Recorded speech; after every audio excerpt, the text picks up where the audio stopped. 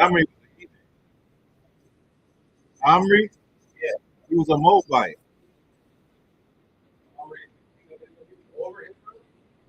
Where says that at? He said, as for Omri, the king of Israel, it's like he's talking in the third person. It's like he's talking about the king of Israel. He's not saying Omri is the king of Israel. Yeah. And he humbled Moab for many years. Oh, he's talking about Yeah.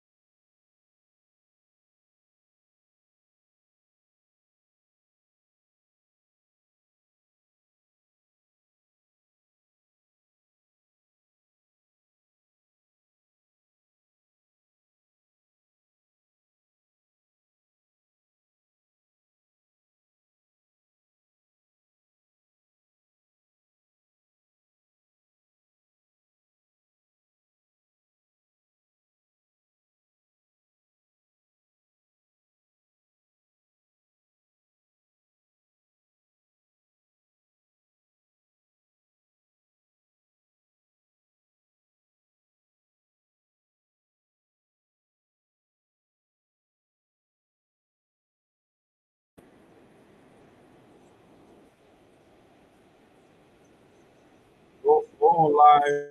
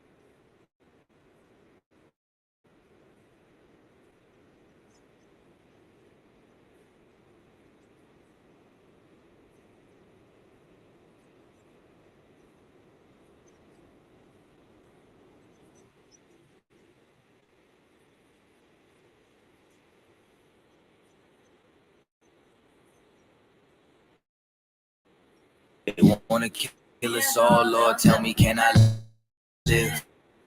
Can a nigga live? Can I live? Can a nigga live? Lord, tell me, live. I know the hatred's deeper than the color of your skin. Can I live? Can a nigga live? Can I live? Can a nigga live? Lord, tell me, can I live? Know the hatred's deeper than the color of your skin. Can I live?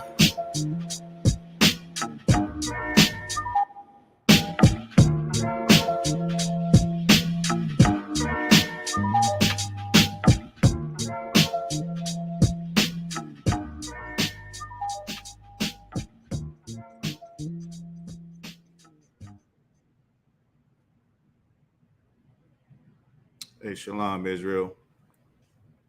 Put a 1 in if you can hear me. You can hear me? Hey, this is you able to hear the music? Most High in Christ. So if you was able to hear the music, you can hear me now. We good? So I see a whole bunch of comments here saying there wasn't no sound. Hey, this is Priest and Officer at the Walker Bar. We're gonna go over scripture breakdown, but usually this is the law and history class. We are definitely going to get into some history. I'm gonna cover some current events. I'm also going to recap or review what we went over last year. What we went over last week with Sodom and Gomorrah, Lot. After Sodom and Gomorrah, Lot laying down with his 2 daughters, because at that time, his daughters actually thought that the whole world was destroyed when these 5 cities were destroyed. So they thought that their lineage would no longer go on. So they decided to get their father drunk, each one of them laying down with their father, and then those becoming the birth of the 2 nations, the Ammonites and the Moabites, right? Who biblically would be in the line of Shem, right? But they are a Mongoloid people, and they are also, a nation technically born out of incest. Let me turn off my sound. So if you could, let's get that. We were in Genesis 18. Let's just recap, and I'm going to bring up. We're going to get a actual picture of what the Moabites look like in the time of in ancient times. They look like in the times of Second Kings and Chronicles, when they actually rebelled against the king of Israel and defeated the king of Israel. And I will also be talking about the Moabite stone, which is outside what you call an extra biblical source, something that proves the Bible is real, but it's not of the Bible. It's written by, Moabites. It's their records, right, by King Omri. Let me see. Pull this image up. You got it? We were in chapter 19, verse 30. Okay, we'll start me off when the angels grab Lot and they're fleeing.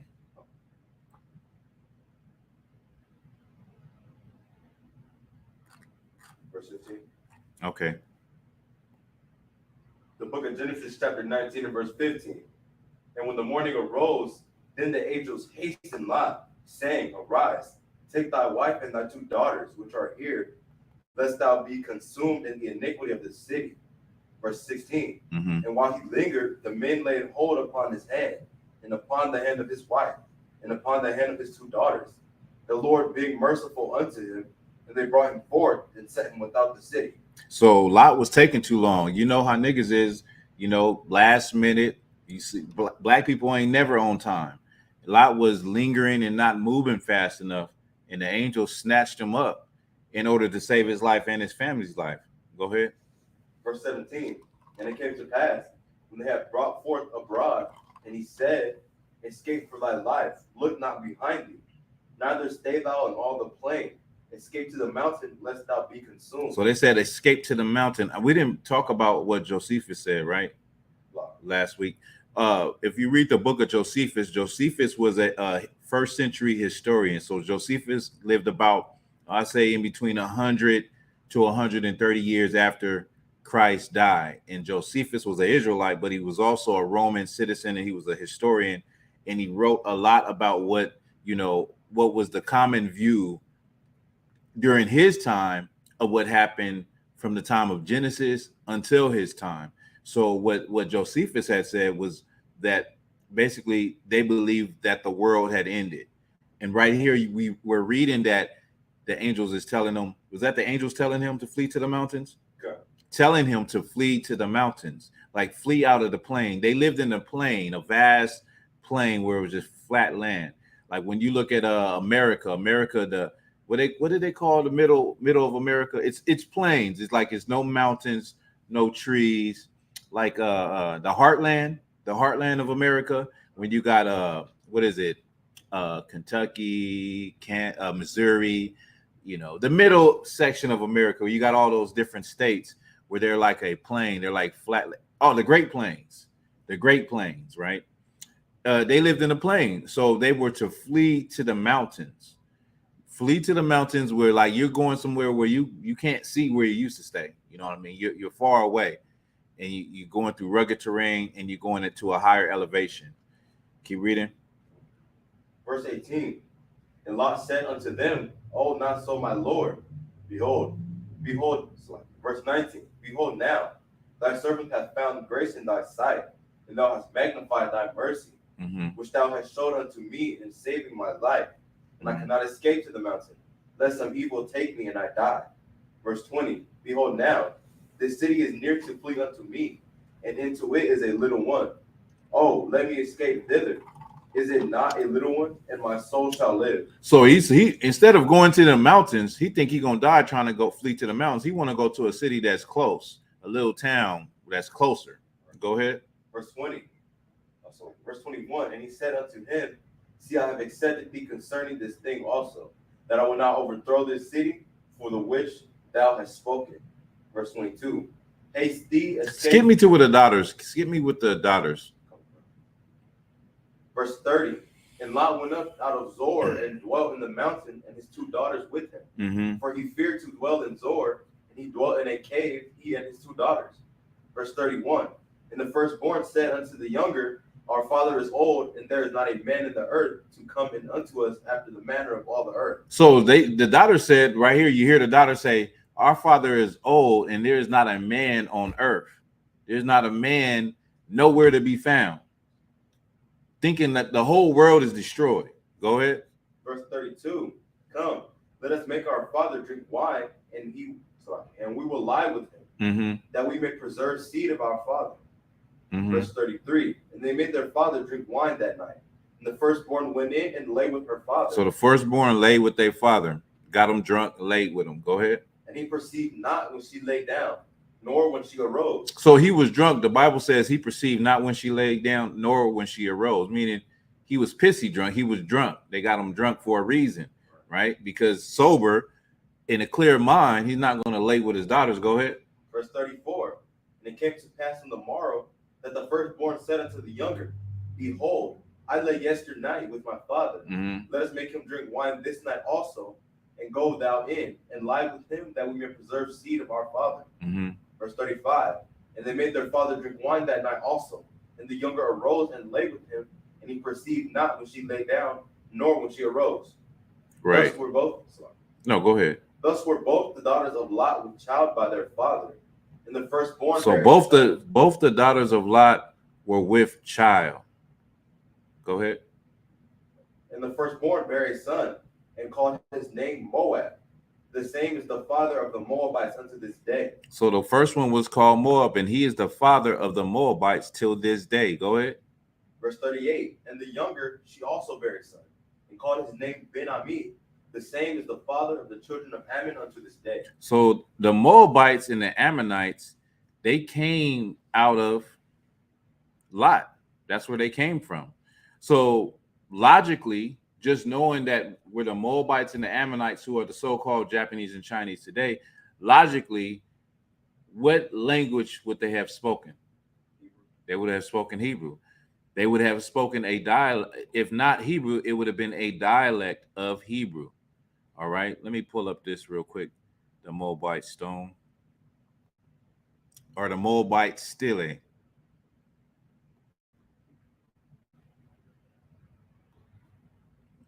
Bring this in.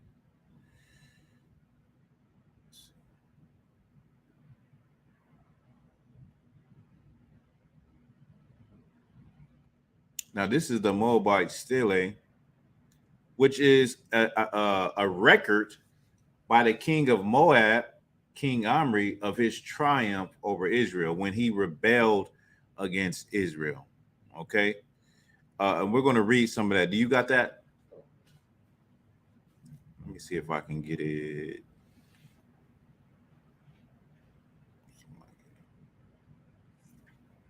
That's better.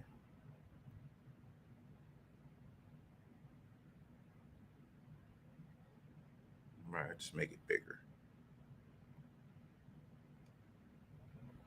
You got it? Or are you pulling it up? Okay.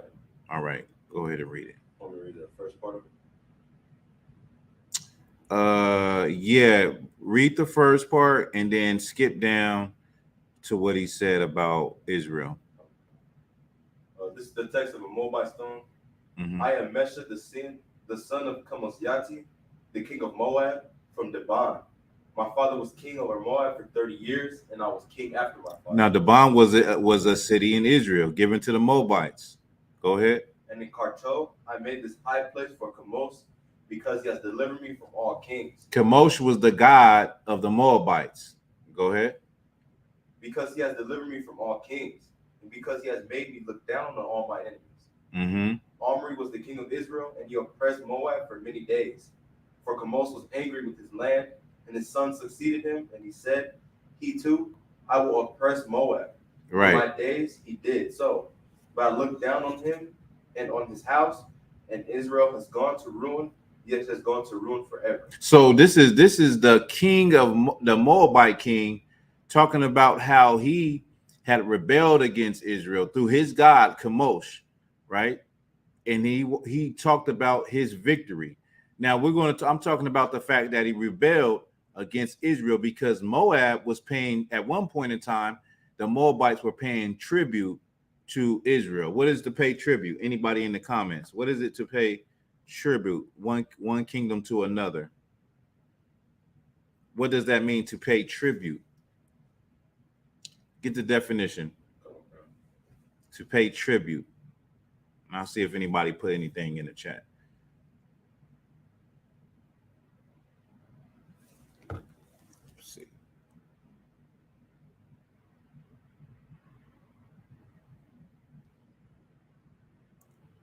That's right, Elatazar. It's like a tax. It's like a tax. It's like you got that? Go ahead and read it. The Merriam-Webster's definition of pay tribute or homage to honor or to praise someone. To honor or to praise someone. Keep reading. That's it. Oh. To honor, to praise. It's like a tax. It's like a tax. Like, I'm stronger than you. My army is bigger than yours. If I want to, I can come into your kingdom and subject all of you and kill all of you, but I won't, because what you're going to do is be a loyal subject. You're going to come to me every month or every year and bring the best things from your kingdom, whether it be silver, gold, wine, whatever you produce in your land that I don't produce, something that would be something considered exotic or expensive, you're going to pay tribute and you're going to bring it to me, right? So the Moabites were paying tribute to Israel, right? Let's get that in. What is that? 2 Kings 3:1. The book of 2 Kings, chapter 3 and verse 1. Now Jehoram, Jehoram, the son of Ahab, began to reign over Israel in Samaria the 18th year of Jehoshaphat, king of Judah, and reigned 12 years. And he wrought evil in the sight of the Lord, but not like his father and his mother, for he put away the image of Baal that his father had made. Nevertheless, he cleaved unto the sins of Jeroboam, the son of Nebat, which made Israel to sin. He departed not therefrom. Mm-hmm. And Mesha, king of Moab, was a sheep master, and rendered unto the king of Israel 100,000 lambs and 100,000 rams with the wool. So it says Mesha, king of the Moabites. I'm sorry, Salaki. Go back. Where you at? 4, verse 4.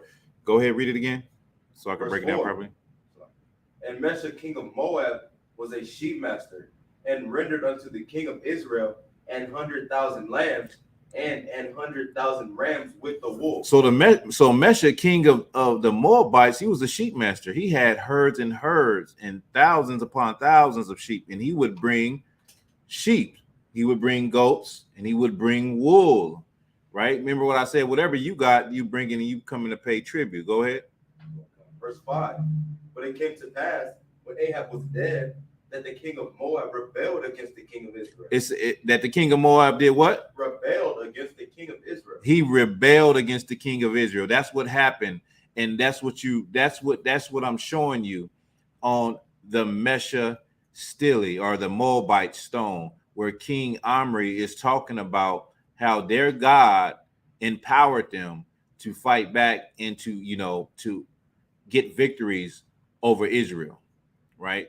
So this is extra biblical evidence that the Bible is real. And this is also, this is just proof to show that the Bible is real. That, when people say, oh, that, what they say, the white man wrote that book, and did he write the accounts from heathen nations that lived during the same time? That's the question, right? This is what the Moabites would have looked like during this time. Let me get this for you. Now, this is what the Moabites, remember, the Moabites came out of Lot, a black man, right? They came out of Lot through what? Through incest. They came out a lot through him having sex with his daughters. If you could look up, what's the word? Is it Mongoloidism? I don't know if it's I believe being Mongoloidism, or that word itself is a catchphrase for Down syndrome, almost like some of the symptoms, right? You want it? Yeah, go ahead. What is Mongoloid facial appearance? The Mongoloid race dwells principally in the eastern Indies, China, Japan, and adjacent islands that are characterized by yellow, tawny skin, small and narrow skull with rather flat sides, a low forehead, narrow and almond-shaped eyes with long black hair. Okay, that's not what I wanted, but I mean, that's good enough. But what I'm saying is that these characteristics, the flat face, the way the face is, these characteristics are a characteristic to Down syndrome. This is what happened what will happen if, a brother and sister, lay down and be together, or a father and daughter lay down and be together. 9 times out of 10, the children will come out with some defect of this sort, right? And this is how this nation was started. This is how they were started. And they were originally a black, robust nation, a warlike people. And that's where they get all of the, black people were samurais, and black people were, these were Moabites and Ammonites, right? Had nothing to do with being African. It had everything to do with being from the seed line of Shem and doing something which is against nature, right? And unlawful, if I might add, according to the Bible, according to the Israelites. The way their nation started would have been unlawful. It would have been considered fornication, which is unlawful sex, right? But this is just some history on what the Moabites would have looked like. And of course, they have definitely mixed with Esau somewhere down the line. I have not found it, but any brother that's a historian, if you would like to introduce that timeline of the people that they actually mixed with, the nation they mixed with, definitely was Esau. Because when you look at them today, they look nothing like what you're seeing right here on the screen anymore. Go ahead, Is that why they won't be accepted into the kingdom? Because how their nation was started? They're just a heathen nation. They won't be accepted into the kingdom because they're not Israelites, right?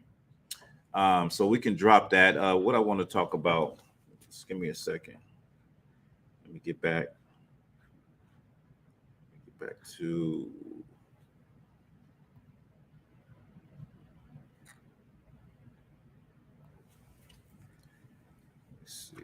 we'll drop this. Also, I forgot to say on the Moabite stone is written in ancient Hebrew. It even has the Lord's name in ancient Hebrew, and it about boasting about destroying the seed of Israel. Just a little extra tidbit on that history. All right. So let me see. See where we want to go.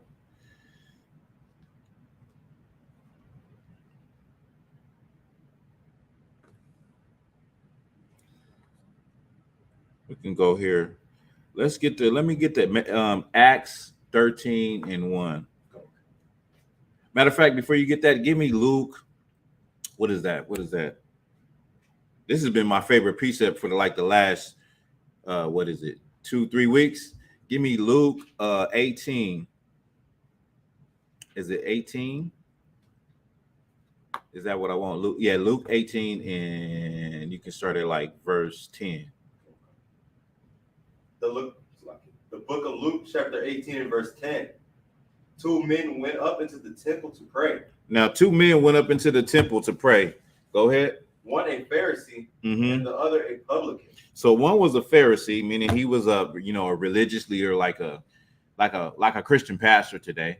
The Pharisees were basically men that sat in the seat of Moses, that sat over the people. And it's similar to the way that we are today as Black and Hispanic people. We're at the bottom. Then above us, we have our religious leaders. Then above them, you have the so-called white man. Well, back then it was the Israelites, the religious leaders, which was the Sadducees and Pharisees, and then the Roman government. Go ahead. Verse 11. The Pharisee stood and prayed thus with himself. God, I thank thee that I am not as other men, as extortioners, unjust, adulterers, or even as this publican. So the Pharisee got up there and said he thanked the Lord that he wasn't like everybody else. He thanked the Lord that he wasn't like those niggas. He thanked the Lord that I'm not a black person like them. I thank the Lord that I got the things, and I got accolades, and you see these degrees on the wall. Yeah, I went to Harvard. I went there, and I got my degrees, and I got my certificate for this, and you see where I live at, right? I thank you, Lord, that I live on that side of town. I don't live on the south side. I don't live on the west side. I live over here, northeast. This is a different part of town. Yeah, the streets don't look like that. He thanked the Lord, right? Read that from the top. Verse 11.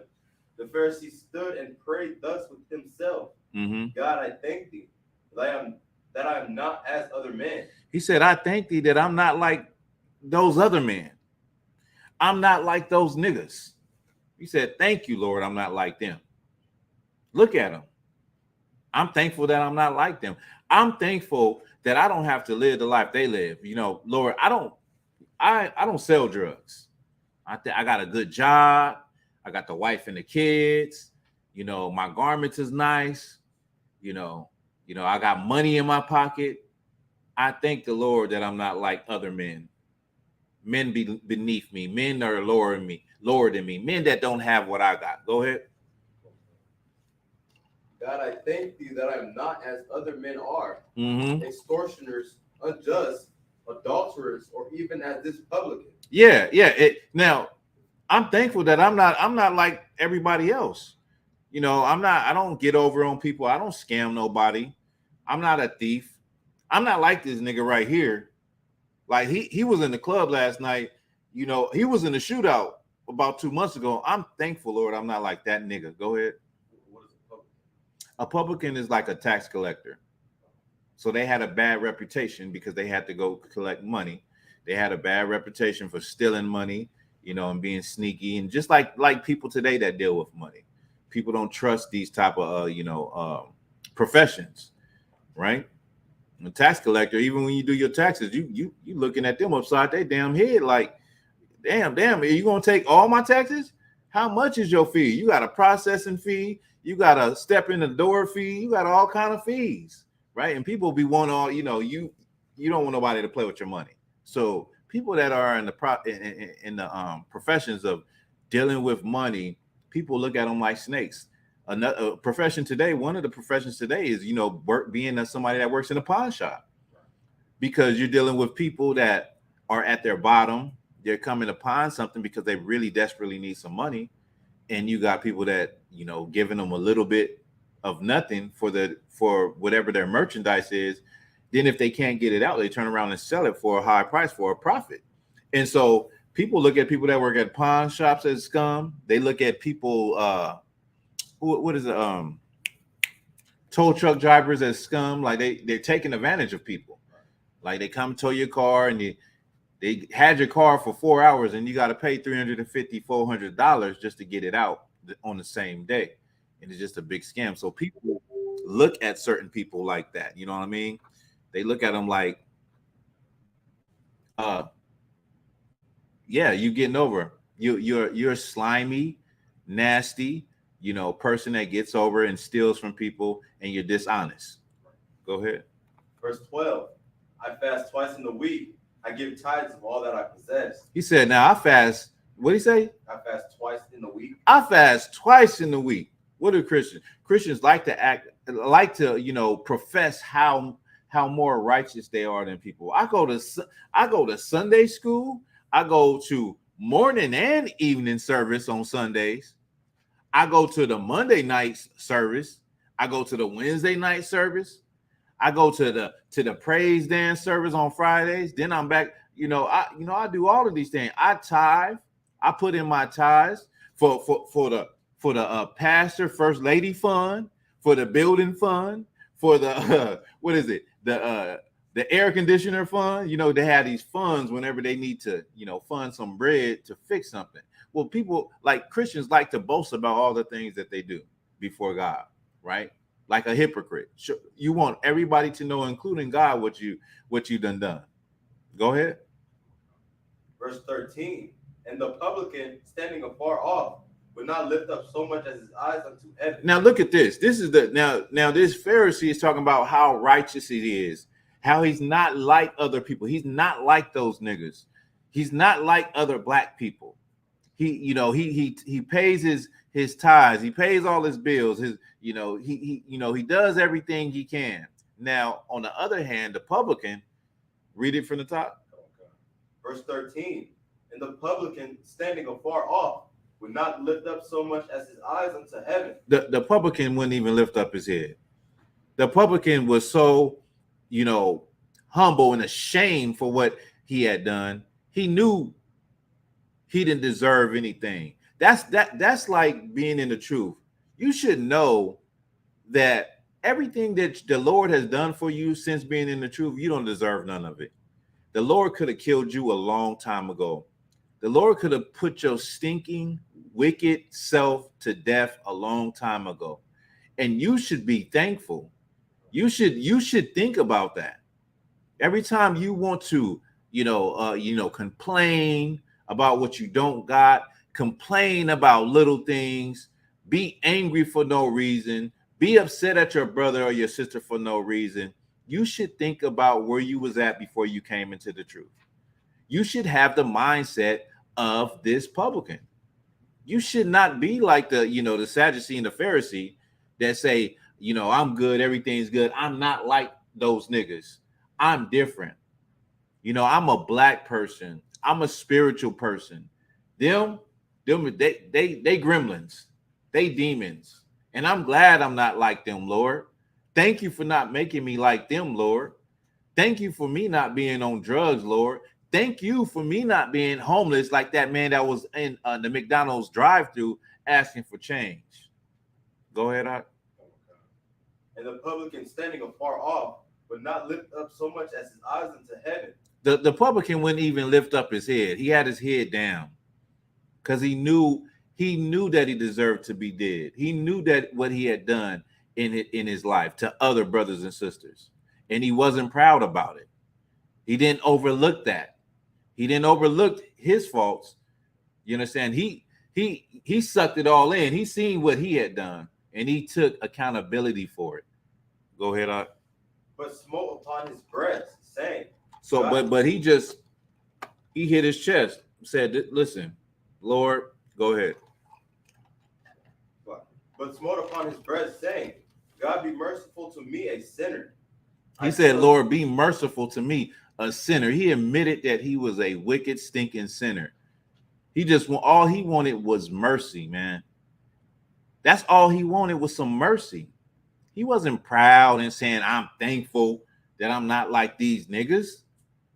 That's how a lot of you black people are. You're proud and think you're,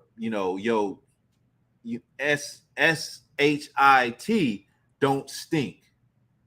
You think that, you know, no one sees what you do behind closed doors, and nobody knows the real you, but the Lord knows the real you. Right. Those angels are watching, and they know the real you, and they know how phony and fake you are when you go to church every Sunday. They know how phony and fake you are. Some of you that claim to be in the truth, they know how phony and fake you are.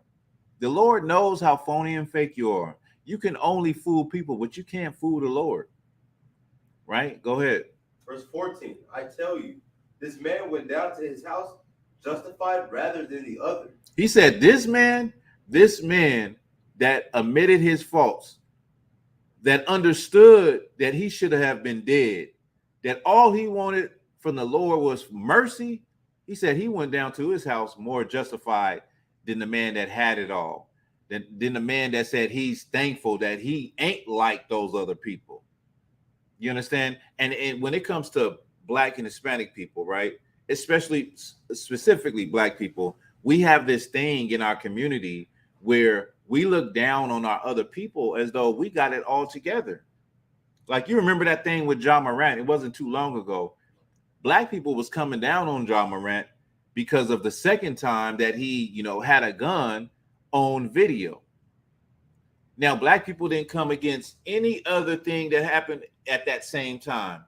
Little boys getting shot by the police. There was so many things that happened in that same span of time. But we looking at John Morant, you know, a multi-millionaire, and thinking as though, acting as though we never were young kids before. We never made stupid choices. We never were, you know, foolish young adults, right?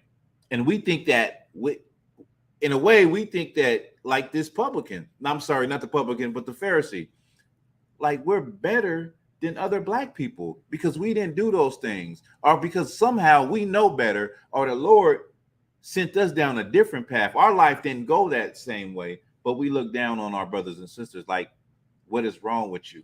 I'm glad I'm not like you, nigga.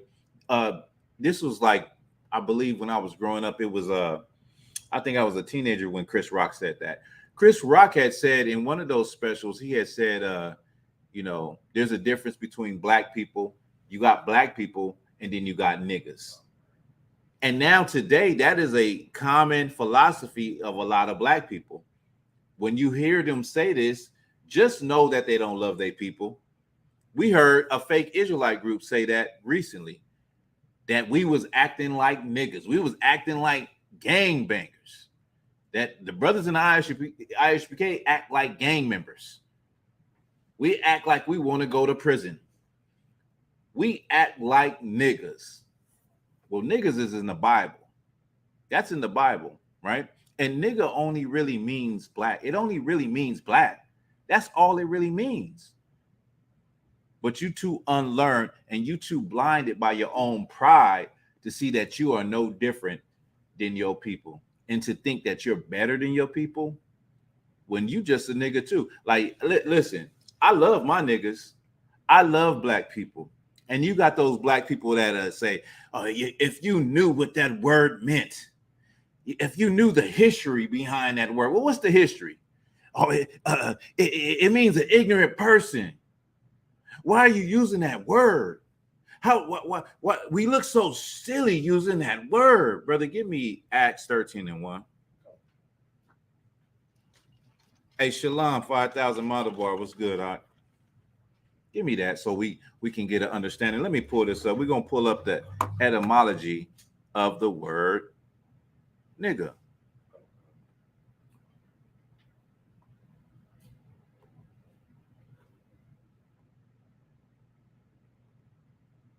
Let me know when you got it. The book of Acts, chapter 13 and verse 1.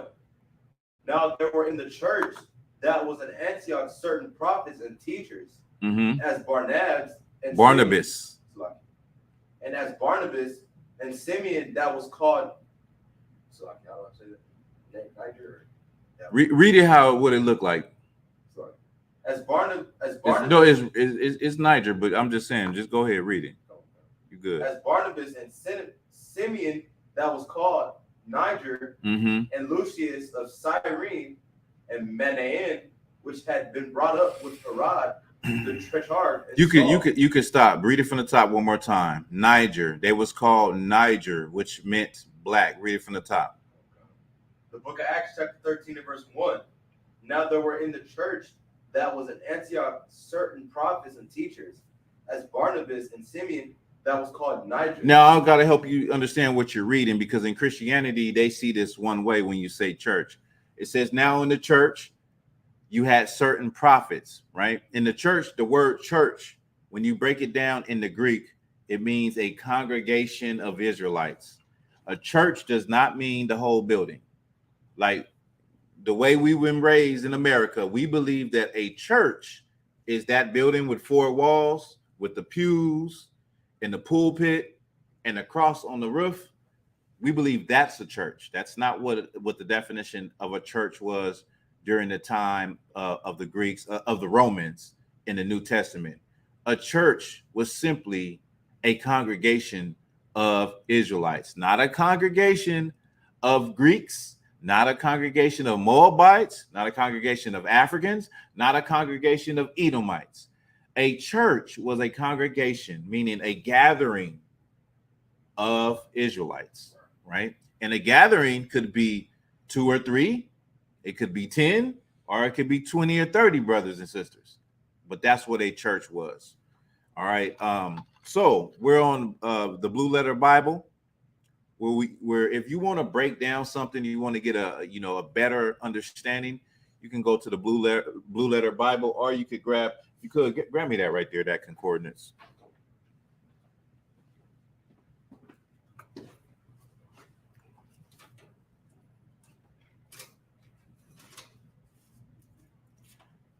So you can get you a Strong's Concordance if you want to just have it as a book. It's a big book.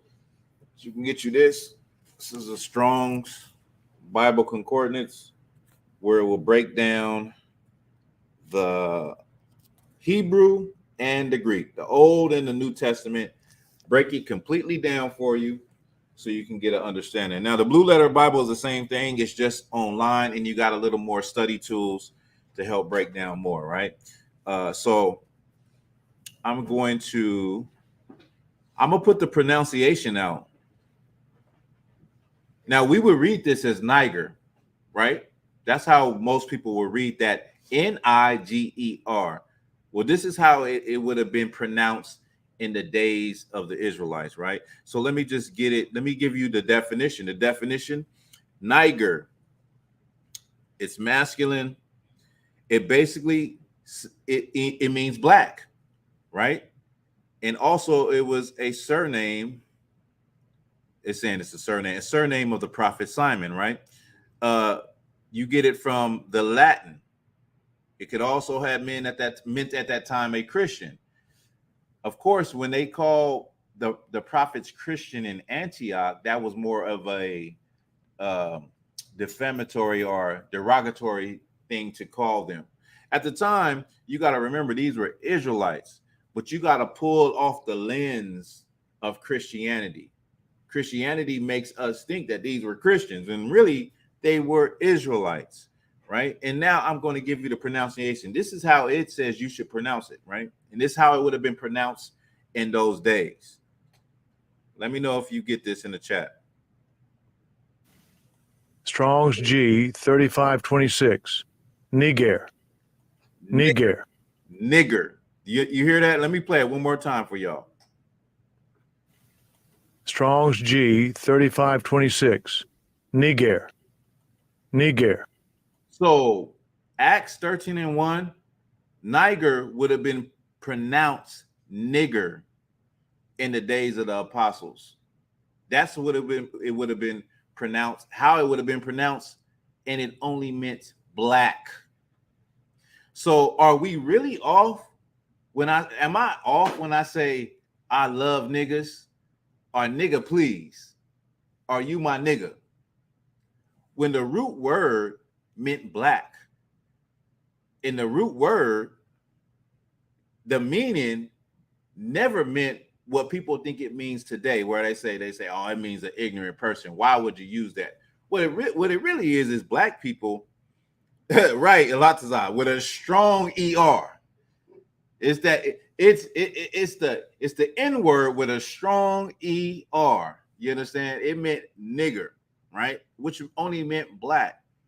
So we got to understand that we gotta break down words and definitions, and we got to really do our history, and that's what we do in the I.S.U.P.K. We break down the Bible to a T. We break down the Bible so much and so good that you got white people getting on their knees and kissing our boots. And we not lifting a finger. We not threatening them. We not pulling out no gun. We not doing nothing. You got people that will walk up to us and wholeheartedly agree and put, you know, a couple $100 in the donation bucket. And they're not black. They heathen nations, right? Because that's how good we break down these precepts since 1969. And I'm just gonna drop that, and I'm gonna move on to something else for time. Let me see.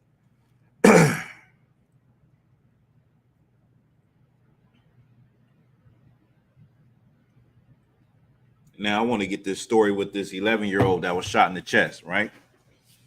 I'm gonna get this story. Let me see.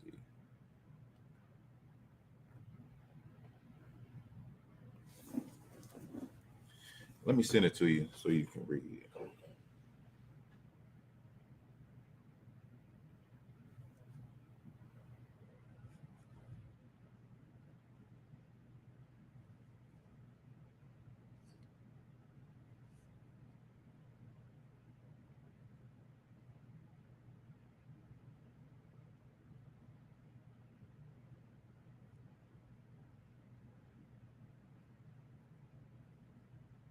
Okay.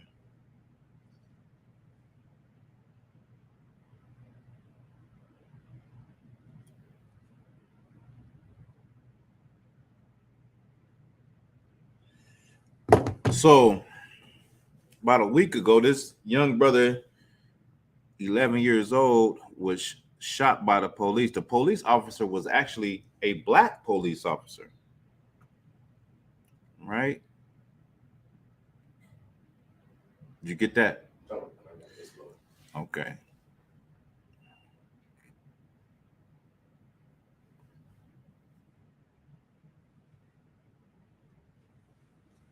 Let me know when you got it.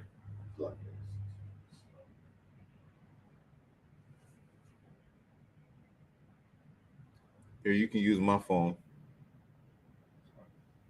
if it's taking a minute.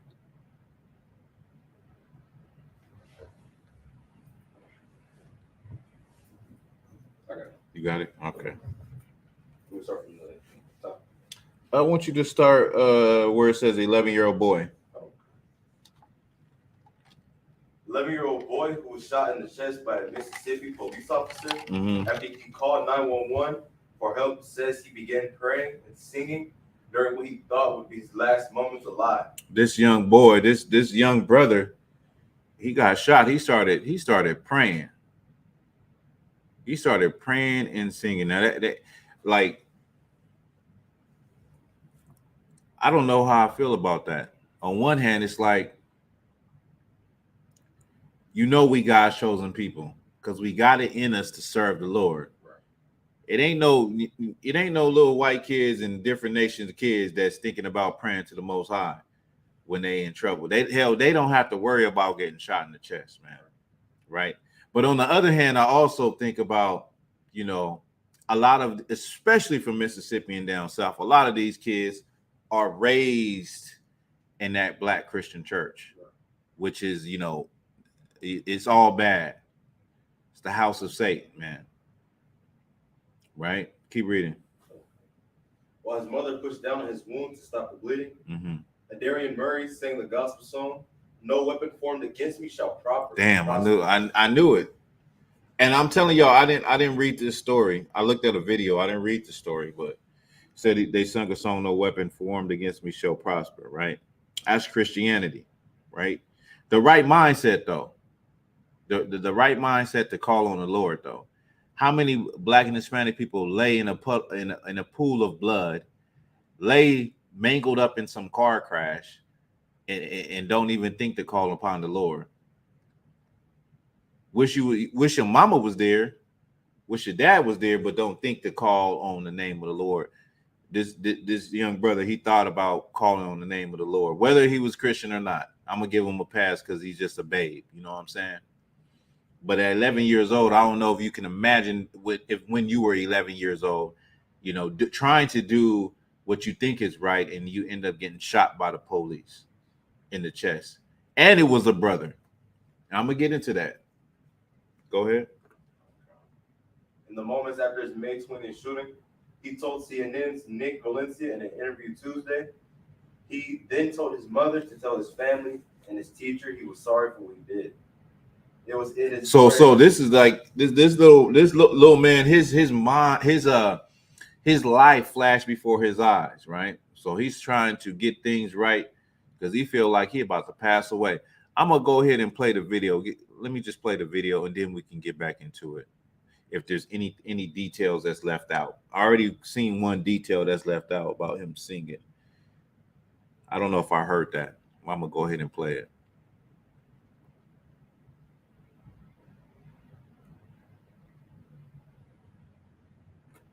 Let's see. Darian is remarkably through, but he does tell me when he's alone in his room, the weight of what he went through does hit him. Sometimes I can see myself laying inside out. Them are my thoughts at night, my only ones. This young brother said he can see himself laying in the coffin. This is what our young children got to go through. This ain't life that we live in America. Like, we look at America as a place where you're supposed to be able to pursue your dreams and be happy and just have a normal life. Black and Hispanic people don't live a normal life in America. We go through things that other communities don't have to face. And it's a goddamn shame that an 11-year-old has to think about being in a coffin. Mind you, this is the same place where Emmett Till was killed at. This is the same state. I'm going to keep reading. We're going to keep going. I sometimes think people are my main thought is me dead. He said he thinks that sometimes he thinks people are watching him, but his main thought is of him being dead. That's not the way to live a childhood. That's a messed up way to have to think and grow up for the rest of your life.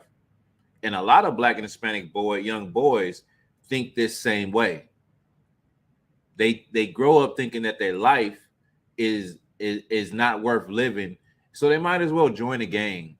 They might as well, be reckless and do whatever, because they're not going to make it that long. They're not going to live to see 30, 40, and 50. A lot of our young brothers have this type of mentality.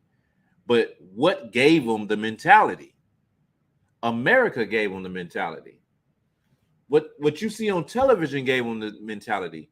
What they see when they step out of their house and they see the hell in their communities, that gave them that mentality, right? If you could give me Lamentations, what I want, Lamentations 4 and 17. Just hold that.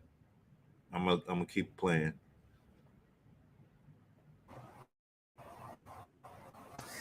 He said he was so convinced that he was going to die that he started his mother his last word, telling him to say sorry to family members who he acted up in front of, telling him to say sorry to the teacher that he was bad towards. The mother said that she is overfilled with that she really didn't have enough time to be angry, even towards the police officer, Sergeant Group, the Indianola Police Department. She doesn't even have to be time to be angry at him, she says. She does, though, want him fired and never to work as an officer in this country. And we're standing in front of their attorney's office because just in minutes, we're going to announce a federal lawsuit that they filed seeking $5 million in damages from the city as well as the local police department. This is still under investigation. The Mississippi Bureau of Investigation is handling this. They have body camera that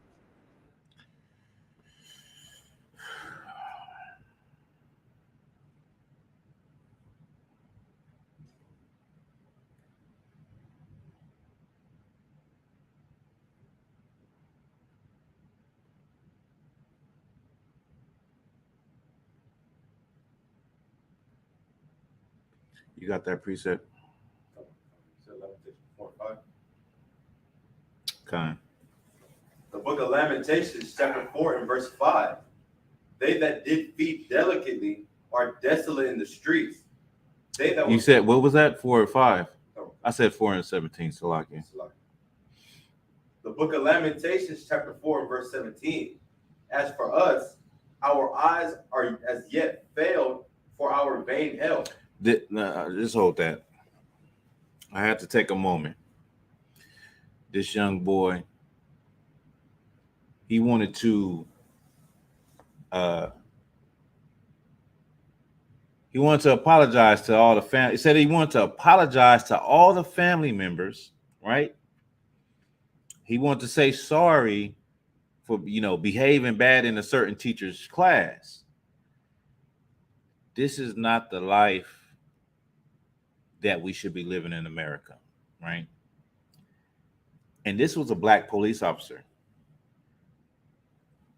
What's crazy is that, we see all the police brutality. We see the things that have happened over, now it's been decades. And when it comes to law enforcement and the culture of law enforcement, is to keep black people in check. It is not to protect and serve. And some of the fault lies with whoever was the brother that came to the door, banging on the door, right? One of his siblings' father, it was the whole reason why they called the police. A lot of times our people think that calling the police is going to solve the issue, when calling the police could very well mean a death sentence, right? And this happens all the time. Our people think that they are calling the police and they're going to come and protect and serve. There's another story with the brother. I can get that other story. We'll get it later. With a brother, maybe it was a year ago, where he was having trouble with his employer. This is in Mississippi also. He was having trouble with his employer. I guess the brother was getting into it with his employer. He didn't have a vehicle. He was walking to work. Well, one day he calls his mother and says that his employer got some white men mad at him and they want to kill him. And he's being chased by 3 truckloads of white men. He calls his mom and tell her that. And the first thing she thinks to do is to call the police, because out of her own mouth, she said their job is to protect and serve. They're going to do something. Well, a certain time later, they found her son dismembered, his head cut off, his arms cut off, and strewn in different places, and his penis put in his mouth. Someone caught him on the camera. He's on one of those cameras that they set up in the woods, hunters set up in the woods. It goes off when like a deer walks by it. Well, it caught him with his shirt, without a shirt, with bruises on his back, looking back as though somebody was chasing him. But his mother thought that, calling the police about this situation, they're there to protect and serve. The police, the culture of policing, whether you're Asian with that uniform on, whether you're a black man with that uniform on, the culture of law enforcement in America is to keep black and brown communities in check. That has always been the history of why law enforcement was even created. It wasn't created for white people. It was created to keep slaves in check. It was created to keep, to protect the property of people that had property. And that's why even today, go to any good neighborhood, there are no police circling in the block in the good neighborhoods. They're in the poorest neighborhoods where black and brown people live. Go ahead, read that. The book of Lamentations, chapter 4 and verse 17. As for us, our eyes yet failed for our vain help. In our watching, we have watched for a nation that could not save us. If you could, was that verse 17? Come on. What does verse 16 say? Did I ask for 17 and 18? I think I wanted 18 also. read it from the top 17 so I can break it down. Oh. Salakia. The book of Lamentations, chapter 4, and verse 17. Mm-hmm. As for help, our eyes as yet failed for our vain help. As for help, for us, as God's chosen people in America looking for help, our eyes have failed us for the vain help that we done got from America. It's been useless. The LAPD, the SBD, all of these police departments across America, they have some type of motto on the door that says protect or serve, or in service of the community or something like that. And we look to these things as though these are going to help us. It's vanity, it's vain, meaning it's useless. We have watched this, we have looked to this nation to pull us up. We have looked for this nation to give us what they owed us. We still looking to this nation to give us reparations. We're looking to a people that don't want to help us to give us something. Go ahead. In our watching, we have watched for a nation that could not help us. We don't watch for a nation that could not help us. We looking at a people that don't want to help us. America don't want to help you. It's no need to help black people now. America done got what they needed out of black people. They done build up the most powerful nation in military and empire on the planet Earth. They done did it. Now what do they need you for now? So in vain, we're looking at them, watching at this nation that couldn't save us. They couldn't save us. They can't save us because they're the nation that's hurting us. You can't be saved from your enemy. You can't, you leaning off of the bridge and you holding on with one arm and you reaching up and your enemy is standing there looking down on you. And you think that he's going to reach down his hand and pull you up and put you at an equal standing with him? That's vanity, Ak. It's never going to happen. Never going to happen. Keep reading. Verse 18. They hunt our steps. They what? They hunt our steps. They hunt our steps. You on probation? You on parole? What you doing out here? Why are you hanging on out here? It's in. I was at my slave today. Like I'm going through this training this training or whatnot, and it's a lot of people outside, and we're split into groups, and I'm sitting there talking to a new brother and just filling them in and giving them the ins and the outs, and one of the instructors comes up and he introduces himself like I know him, but this brother don't know him. And so he introduces himself like, yeah, hey, I know him. We go way back, talking about me in front of the other brother, blah, blah, blah, laughs and giggles. Then he says, where is everybody supposed to be? Because I see you guys standing here. I see some other people over there. They're sitting in their car. Like, what groups are everybody in? I'm just trying to see, like, it's naturally in them to be a police officer. It's naturally in them to try to, run things and to be in charge. You understand? Read that from the top. Verse 18. They hunt our steps that we cannot go in our streets. Our end is near. They hunt our steps so that we can't go on the streets. We can't live a natural, normal life. We cannot call the police when we're in distress because you might open the door, or your 11-year-old might open the door and get a bullet through his chest. They had to immediately put a tube in his chest. He had a collapsed lung. That's why the young man in that video, you see how he was talking, because one of his lungs was collapsed when he got shot. One of his ribs were fractured. He had all kind of complications. You understand? But that should be a warning to Blacks, Hispanics, and Native Indians that you want to settle every difference by calling the police. You thinking that you're going to be saved, you might just be put to death. You might just be put to death calling the police thinking they're going to come fix a problem. They're not coming to fix a problem. They're coming to eliminate a problem. Right. It's a big difference. Is that it on it? Go ahead. They hunt our steps that we cannot go in our streets. They hunt our steps, and we are a people that is like, we're like prey. We're like prey because we're dumb. We're stupid. We don't want to follow instruction. We don't want to listen to anything that's going to actually fix us. We want to do what we want to do. I still don't understand. There's another case. There's another case out of Mississippi. There's been a lot of cases coming out of Mississippi. You know, they passed that law where they're trying to make it like slavery again in Mississippi. But there was another case about a year ago with a brother. I didn't know, but he had been shot in the head by the police, and it was a big protest. So, you know, I didn't see the video. So I went and looked at the video.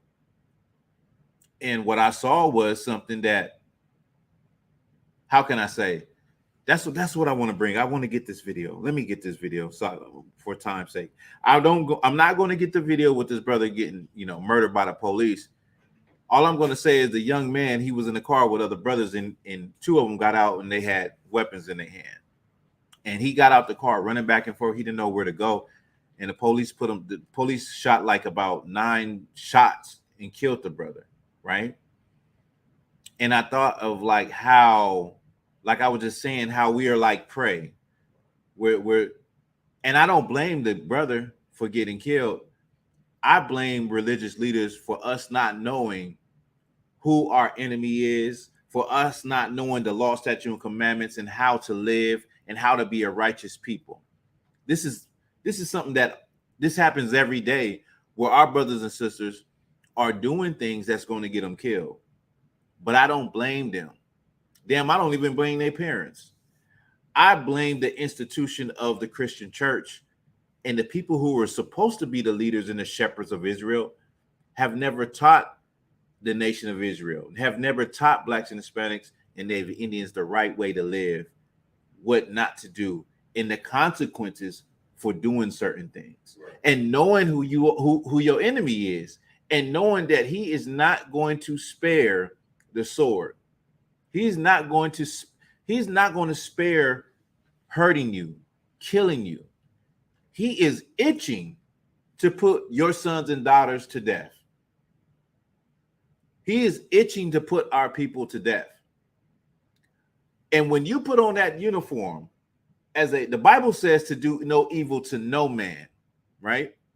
Let's just say that your whole life you wanted to be, in the military, or you want to be in the law enforcement, you want to be a police officer, and then you hear about the truth. The Bible says that you can't do evil to other Israelites. You can't hurt your people. You can't take advantage of your people. You got to have compassion and mercy on your people. Now, if I put on that uniform, am I going to have compassion and mercy for my people when everybody I work with, you know, go hard on my people on a daily basis? What would I have to do? I would have to act like I don't see it. I would have to act like I just didn't see my white coworker beat a man up that was handcuffed. I would have to act like I didn't just see them do something evil or kill somebody unjustly. I would have to, be fake and phony. There's no such thing as a good cop if he's sitting there letting the bad cops do whatever they do. So you put yourself in a real predicament if you call yourself being in the truth and you're trying to be in law enforcement. You're going to have to see your people be treated unfairly, oppressed, and the Lord is against that. Right. So when you put on that uniform, you are literally putting on the culture. You're putting on the culture of law enforcement. The culture of law enforcement is to keep niggas in check, to keep black people in check, brown people in check. That is the culture. That's like, the culture of the military or something like that. There's cultures for everything you join or everything you're a part of. So in the military, they probably have, they probably do all kind of things under the sun. But I know one of the things they do is they do war crimes. They do things that you couldn't imagine when they're in those other countries. They rape women. They kill people unjustly, and every now and then it comes up. It comes to the light.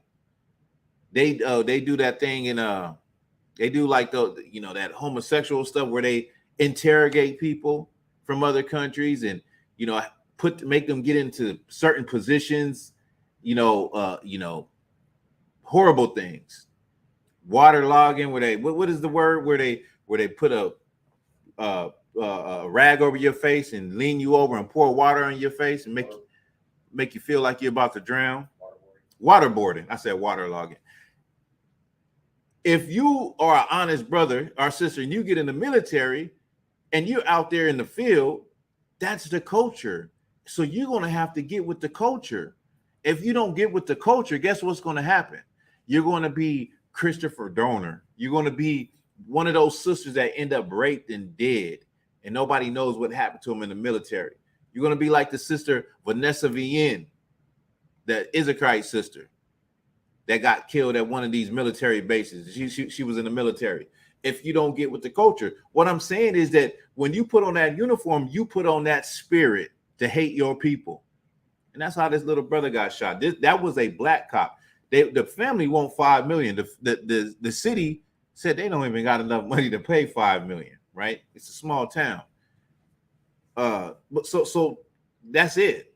As you put on that culture. And like I said, they are itching to hurt your people. Now I'm going to get this video. This video gonna blow your mind. Like I said, I wasn't going to I wasn't going to get that video with that brother, the other brother that got killed. But I'm gonna see if I can find this video. I brought it up briefly last week about the white man advancing towards the police, running up on the police. What they call it, suicide by cop.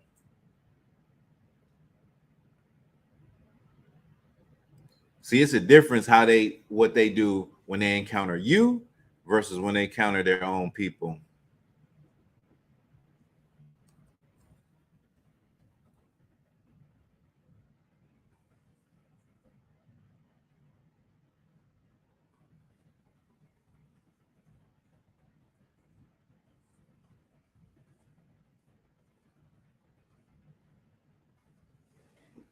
Get that.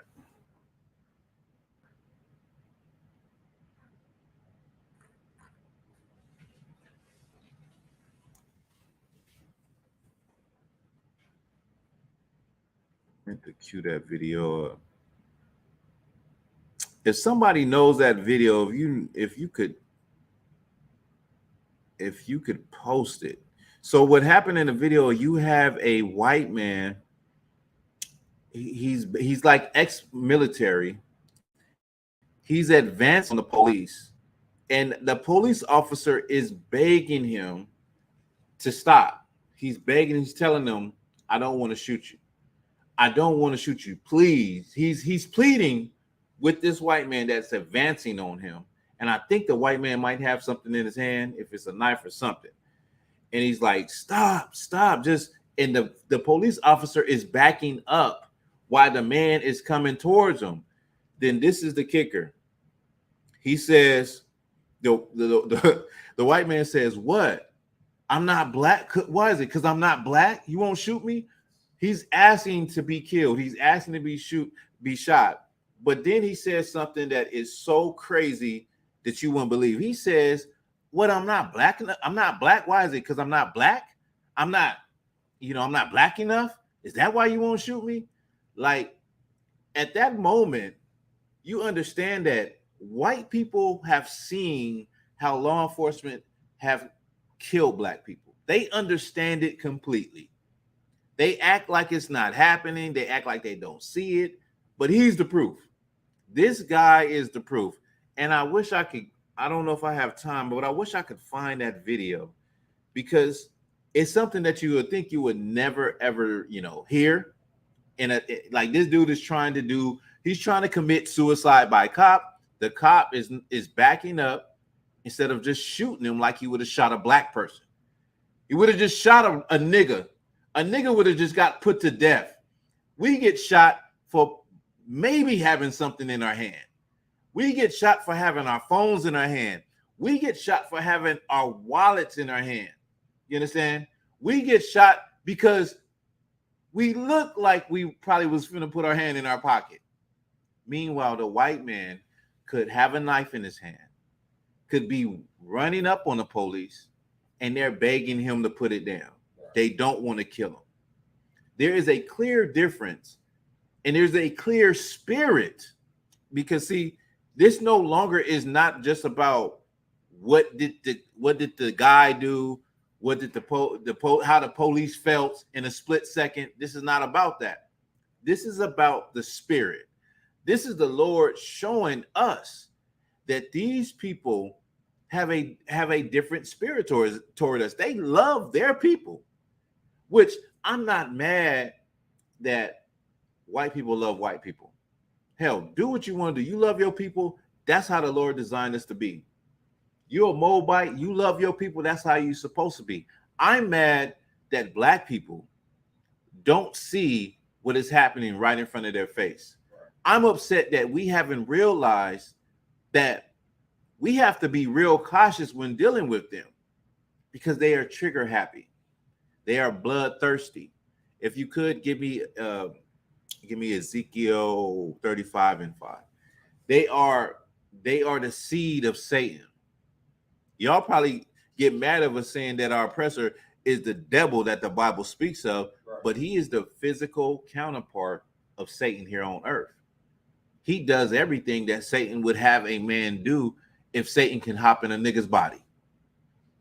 I mean, kill, steal, lie, LGBTQ, whatever it is, he is the physical counterpart of Satan.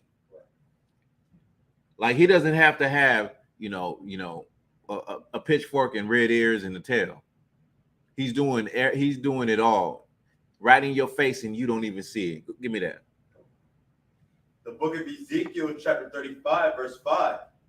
Because thou hast had a perpetual hatred and hast shed the blood of the children of Israel by the force of the sword in the time of their calamity, in the time that their iniquity had an end. The Lord said he's speaking to Esau. He's speaking to the nation of Esau. He's telling them, because you done had a perpetual hatred, meaning you done had a never-ending hatred. And black people, you're so blind by Christianity, by politics, by social media, by celebrities, by rap music, by all of the things of this world. You're so blind, you don't see that the hatred that your forefathers and foremothers went through in slavery, that hatred it still exists today. It's still on the earth today, but you can't even see it. You're blind. You're blind for a lack of knowledge. You're blind for the fact that you want to pursue whatever you want to pursue, a career, your dreams, live your life, or whatever the case may be. You don't even see what is right in front of you, and that evil is still here. That hatred is still right in your face. That hatred is, in your community, policing your community, allowing you to get into college or not, allowing you to get a job or not, allowing you to do whatever it is you want to do, have a business, get a loan, whatever the case may be. It's only because of the mercy of the Lord and the fact that the Lord is with you that we are still able to do anything in this place, seeing that these people have had a perpetual hatred against us, the children of Israel. Go ahead. Verse 6. Therefore, as I live, saith the Lord God, I will prepare thee unto blood. The Lord said, you know what? That's cool. You done had a perpetual hatred against my children. I'm going to prepare you unto blood. We go out in them streets all the time and tell the people that's walking around that want to look at the Hollywood stars and all of that place is going to be rubble. That's going to be ashes and dust. The Lord is going to bring something to this earth that it will never be the same again. And we say that because, people walk back and forth and they don't even, they're so locked into what the illusion is about Hollywood. We got to snap them up out of it. You understand? We got to let them know, like, nah. Well, I had a brother. Now this brother came and he was with a white woman, and he attempted to move one of our signs just to see a star. I believe it was who was it? It was Itazam was standing there, and he asked Itazam, what is that star? Whose name is that? Itazam said, listen, I don't know. He went to attempt to move it, and then when confronted, he tried to say Itazam, gave him an attitude or whatever. So I'm on the mic and I tell him, listen, brother, you want to see these signs, you want to see these stars, you can come back when we gone, right? We don't give a damn about them stars. Matter of fact, he came back and said, because I was talking about the stars, he came back and then he tried to say, ain't nobody trying to hear nothing what you niggas are saying. I said, you heard it, nigga. And then I doubled up on it and I said, we don't give a F about these stars. You understand? We have to let our people know that this, although we live in this world, we are not of this world. Right. You understand? You gotta go to work, you gotta do what you gotta do, but we don't give our spirit to this world. We give our spirit to the law, statute, and commandments of the Lord. Right. You understand? Keep reading.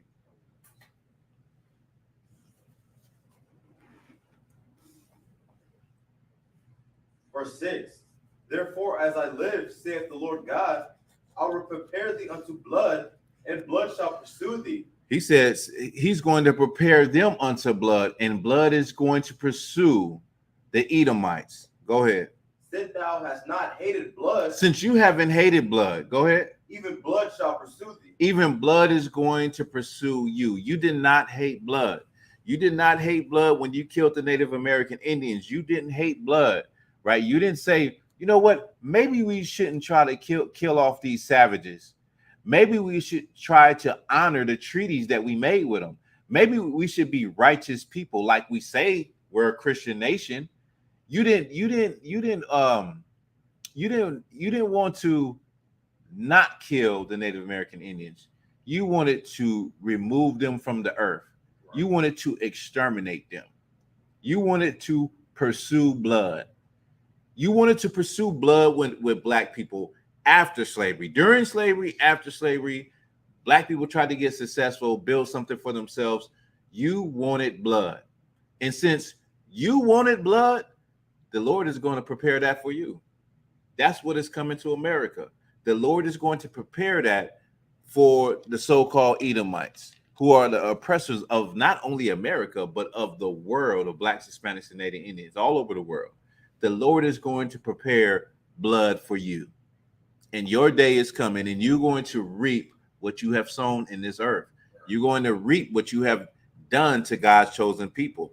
And God's chosen people, blacks, Hispanics, and Native Indians, it is time for you to snap out of the goddamn matrix. It's time for you to understand who you are. The Lord has given you too many damn examples right in your face for you not to snap out of it. And I understand.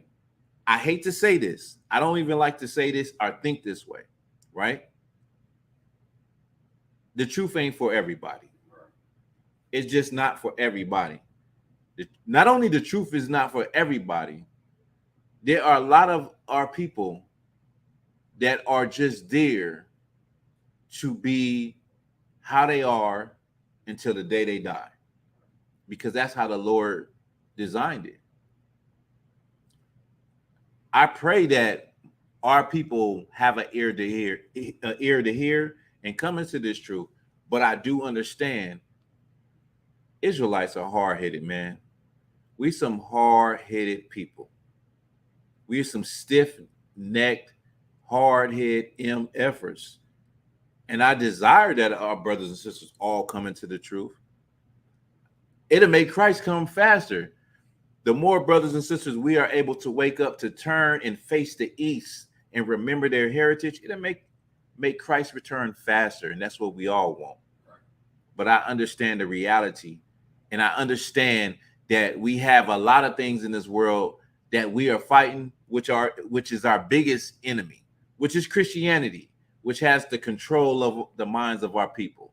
Islam, fake Israelites that are in the way. You fake Israelites, you're in the way.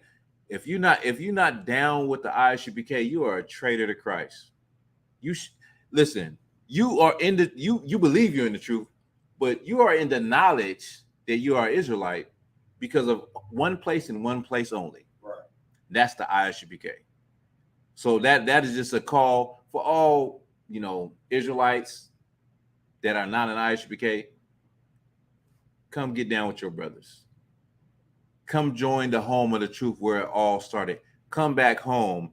Throw away those false doctrines and them things you done learned up under a man that done broke off from another man, that done broke off from another man, that done broke off from the I.S.U.P.K.